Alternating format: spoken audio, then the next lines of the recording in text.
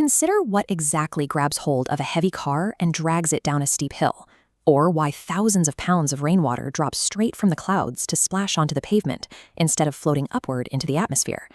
If we zoom out to the scale of the solar system, we see planets tracing circular paths. A specific force keeps these massive worlds locked in their orbits. This is gravitational force, the invisible attraction that exists between any two objects with mass. In conversational Nepali, this pull is known as Gurutwakarsan bal. We measure the strength of this pull in newtons. It is the same force described in the account of an apple falling from a tree and hitting Sir Isaac Newton. This interaction provides the mechanical glue driving the movement of objects on Earth and holding the universe together. This diagram illustrates Aristotle's geocentric theory. For centuries, it was used to argue that the Earth sat fixed in the center while the Sun and planets orbited us. Nicolaus Copernicus corrected this with the heliocentric theory, which accurately identified the Sun as the center of our solar system.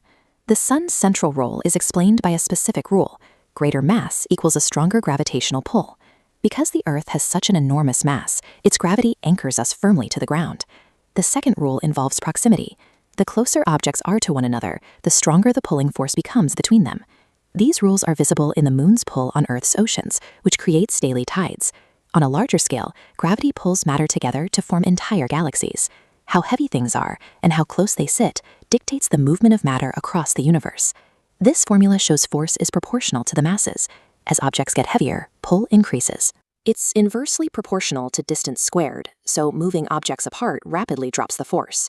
G is the universal gravitational constant, the baseline force between two 1-kilogram objects 1 meter apart. Knowing that gravity depends on mass raises a question about how objects move when they fall. If we drop two objects with vastly different masses from the same height, which one hits the ground first? Take a moment to predict: the heavy textbook or the light feather? The answer directly contradicts our everyday observations. In normal conditions, a book hits first because air resistance pushes against the feather's wider surface. If we remove the air to create a vacuum, resistance disappears. The book and feather fall side by side and hit the ground exactly together.